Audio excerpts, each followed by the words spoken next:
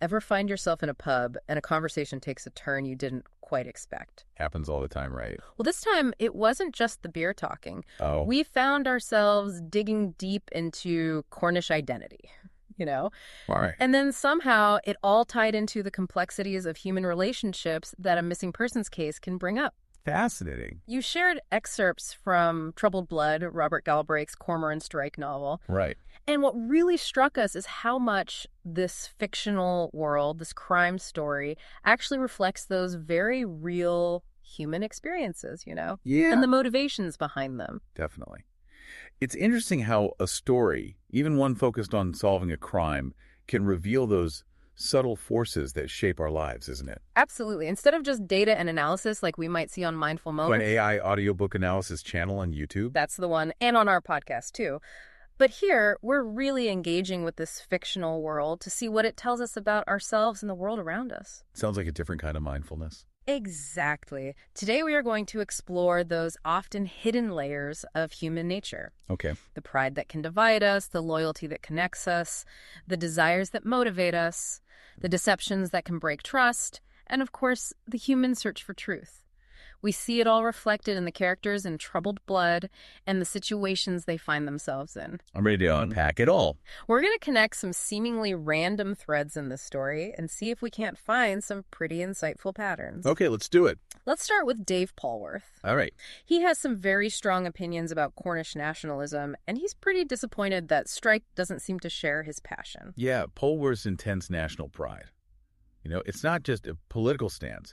It comes from Cornwall's unique history, its culture. Right. And it points to that basic human need to belong, to have a place to call your own. It's about identity. Exactly. Yeah. The strong sense of us and them colors how he interacts with someone like Strike, an outsider. Right. But it also might be shaping his views on truth and loyalty in this investigation. It makes us think about our own allegiances, right? It does. About how those allegiances might be affecting how we see the world. Yeah, it really gets you thinking about the lines we draw, even if they're invisible, and how much our sense of belonging shapes our worldview. It's powerful stuff. Now, to shift gears a little bit, let's talk about the dynamics between the characters. Okay. Polwarth makes some rather forward comments about Robin's appearance, even questioning why Strike isn't romantically interested in her. Oh, yeah. And then you have Robin dealing with Saul Morris, a colleague who seems to misinterpret their shared experience of divorce as a reason to get a little too close for comfort. Right. These situations highlight the complexities of attraction, how it plays out in the workplace. Yeah. And the crucial need for personal boundaries. It can be a tricky thing to navigate. Polwarth's straightforwardness, even if it's meant to be harmless, shows how easily people project their own ideas onto our relationships. And Robin's reaction to Morris, it emphasizes how important clear boundaries are and how they can be crossed so quickly, especially in professional settings. Especially at work. Yeah. Have you ever experienced similar dynamics? Oh, I think a lot of people can relate to that. Now, things take a sharp turn when Robin uncovers a big secret about a client she was following. Oh. Bigamy. Wow. The text describes her as being instantly, silently shocked by this discovery. It's a moment that shows how quickly our perception of a situation, of what we think is true, can be turned upside down. Yeah. In an instant, everything changes. It's like a reminder that life and investigations are full of those twists and turns, right? Big time. Could you think of a time when just one piece of information changed your whole view of someone or something? It's like the rug gets pulled out from under you. Exactly. And those are the moments that you remember. Now, the book also explores family relationships, and we see this especially through Strike's strained bond with his sister, Lucy. Wow. There's tension over their mother, over Lucy's children, and even something seemingly small like the gifts Strike gives the nephews causes friction. It's so interesting how family dynamics work, isn't it? It is. This gives us such a good look at how complex and nuanced those bonds can be. Yeah. Loyalty, different perspectives coming from a shared history, the lasting impact of the past. It's all there. You really see how the past hangs over them. And when Lucy says that Joan is the only mother I've ever known. Even though they're biologically related. Right. Even though they're biologically related. That tells us a lot about how the relationships that form us, that really shape us, aren't always the ones we expect. Absolutely. And that disagreement over the nephew's badges. On the surface, it seems like a small thing, It does. but it shows how deep-seated sibling rivalry can be, It can be fierce. and how differently people can view fairness, even within the same family. It makes you think about how those early experiences, even seemingly insignificant ones, continue to affect our family relationships. It's like they're always there under the surface. Exactly. Even a small disagreement can bring up those deeper, unresolved issues. It happens all the time. Now, the search for truth takes another interesting turn with Anna. She's desperate for information about her biological mother, and she turns to a medium. And we have Kim, who's incredibly skeptical about the medium's abilities. Right, so you have this contrast. Yeah. You have this very human need for answers, especially when you're facing loss and the unknown, up against a more skeptical viewpoint. It's like two sides of the same coin. Exactly. Anna is vulnerable. She wants closure, and that makes her susceptible to someone who might not be genuine. Kim, on the other hand, is questioning everything. She's not buying it. It makes you think about how you decide what to believe, especially when emotions run high. Yeah, what makes you trust someone? What makes you doubt them? Exactly.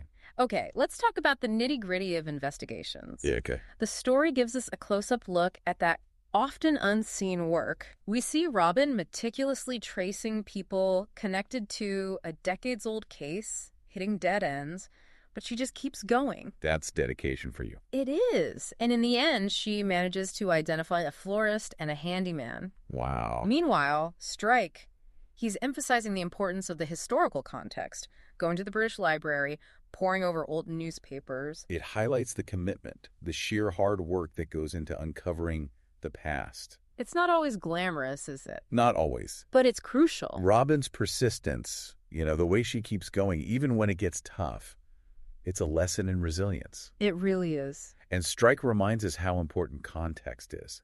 That sometimes to understand the present, you need to dig into the past, into the details of what came before. It's like a puzzle. You need all the pieces. Exactly. And it makes you think, what are we missing in our own search for information? Yeah, what are we overlooking? We also get to see how fragile relationships can be, especially under pressure. Oh, right. There are hints of a growing distance between Strike and Robin. He forgets her birthday, and we see how that affects her. Ouch. Then there's Mrs. Tufty. She has this intense outburst, taking her anger out on her husband's car. It's clear that she's incredibly distressed. It's a stark reminder of how stress and difficult emotions can surface in ways we don't expect. They can really throw you off. Yeah, they can. Forgetting Robin's birthday, maybe it was unintentional, but it shows how easily even close relationships can get strained. Life gets in the way. It does. And Mrs. Tufty, that outburst reveals just how powerful unexpressed emotions can be. It can be explosive. It makes you think about how we deal with stress, both our own and the stress of the people around us. And how that impacts our relationships. Absolutely. The excerpts also show us the human side of crime. We learned about Dennis Creed's past crimes and the arrogance that got him caught. Oh, right.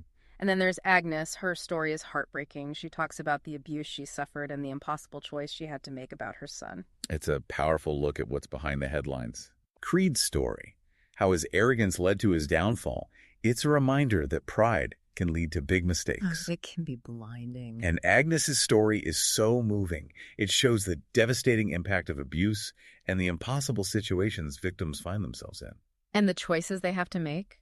These are human stories, stories of motivation and vulnerability about the ripple effects of choices. Absolutely. It reminds you that every crime, every headline has a complex human story behind it. Every single one. Now, the excerpts also touch on how unreliable our memories can be and how different our perceptions can be. Right. We see this with Dr. Gupta. His memories are unclear, and he even admits that he might be inventing things.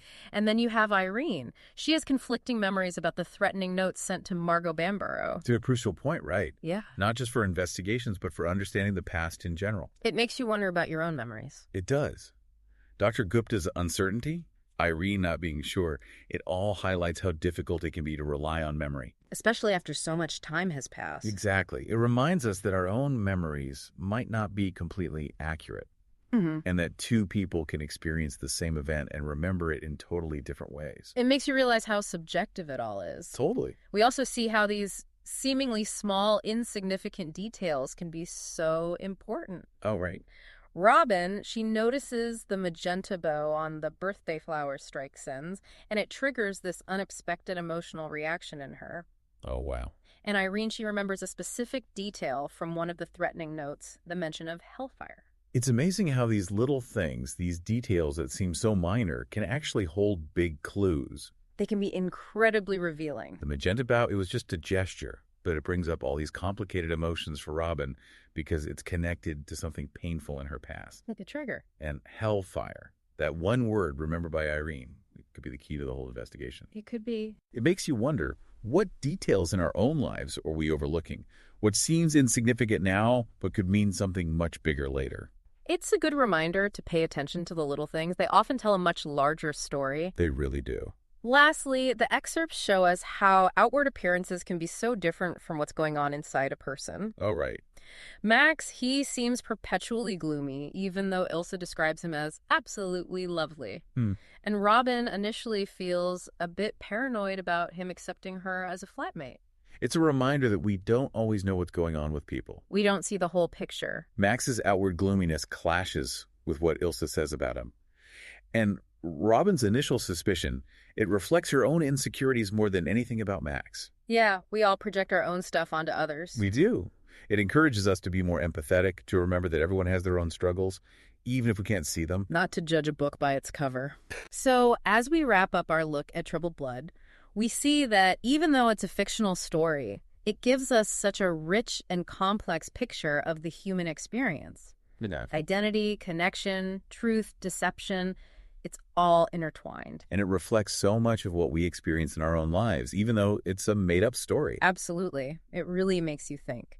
And it leaves us with a final question for you to ponder. What's that? Think about the moments in your own life when a small detail or a chance meeting revealed something you never expected. Okay. Or even changed the course of your life.